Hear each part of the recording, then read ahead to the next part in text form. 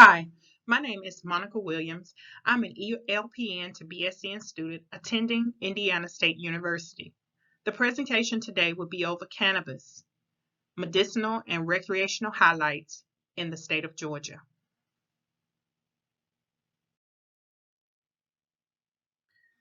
The populations at risk for cannabis medicinal benefits and recreational substance abuse are adults, patients with debilitating illnesses, teenagers, and young adults.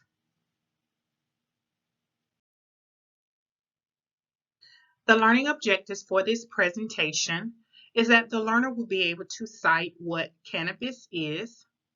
The learner will be able to list at least 5 illnesses in which cannabis is prescribed for. The learner will explain the populations at risk for cannabis substance abuse. The learner will also be able to list at least 3 qualifying factors to legally possess cannabis. The learner will be able to cite the chemical compound which is contained in cannabis. The learner will be able to list at least 4 risks of cannabis substance abuse.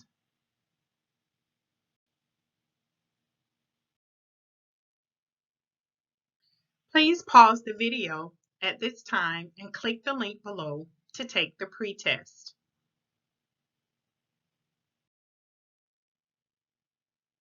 Cannabis. What is it? Cannabis is also referred to marijuana. And there are dry leaves, flowers, stems, and seeds from the Cannabis sativa or Cannabis indica plant. The plant contains a mind-altering chemical called THC and some other similar compounds. THC is delta-9 tetrahydrocannabinol. The extracts can also be made from the cannabis plant, according to the National Institute of Health. Here we will discuss medicinal cannabis in Georgia. It is legal in the state of Georgia to be able to possess at least 20 fluid ounces of low THC cannabis oil, which is derived and processed from marijuana. That has been legal since 2015. You can possess it, but you cannot legally process, sell, or distribute in the state of Georgia. In order to be able to legally possess the 20 ounces of cannabis oil in the state of Georgia, you have to have a debilitated illness and you have to be registered with the state of Georgia. And you have to have a THC registry card from the Department of Public Health.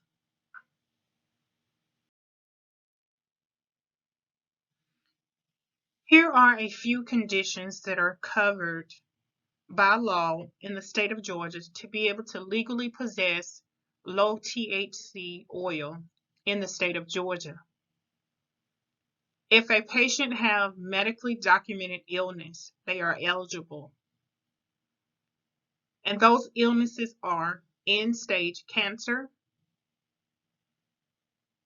amyotrophic lateral sclerosis, which is severe or end stage, epilepsy disorder or trauma related to head injuries, end stage multiple sclerosis, Crohn's disease, mitochondrial disease, end stage Parkinson's and end stage sickle cell disease, severe Tourette's syndrome, patients who are 18 years of age or more, or patients less than 18 years of age diagnosed with severe autism, epidermolysis bullosa, Alzheimer's, which will be end stage or severe AIDS, peripheral neuropathy, a patient who is in hospice care, intractable pain, and patients with post-traumatic stress disorder resulting from direct exposure to or witnesses of trauma for a patient who is at least 18 years of age. The Drug Enforcement Administration, or the DEA, is encouraging more research on the medicinal use of marijuana. Based on the legal standards of the CSA, marijuana remains a Schedule I controlled substance because it does not meet the criteria for currently accepted medical use in treatment in the United States. There is a lack of accepted safety for its use under medical supervision, and it has a high potential for abuse. And this is according to the acting administrator of the DEA, Chuck Rosenberg, on August the 12th, 2016.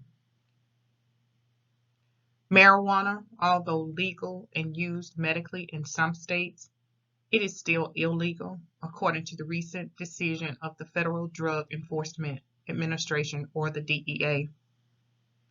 The DEA is going to make it easier to study marijuana by agreeing to have clinical trials of marijuana and allowing more people to manufacture marijuana for research.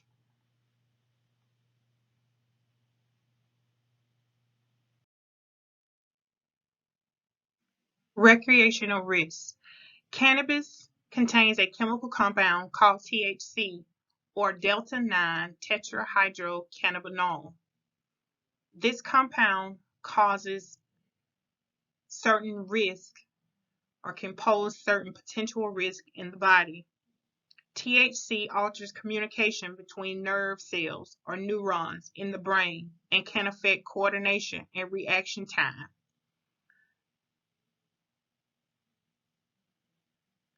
There are problems with attention, memory, learning, and decision making lasting for days or weeks. There is a risk of increased heart rate, extreme shaking, and hallucinations. THC also causes the brain to release the chemical dopamine, which is connected to addiction.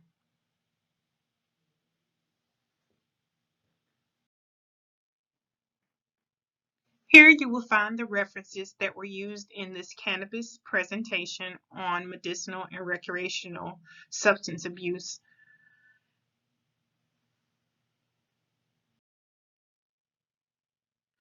Please pause the video and click the link below to take the post-test.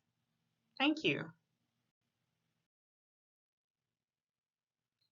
Here you will find additional resources and the links to be able to read additional information regarding drug abuse with cannabis and medicinal benefits.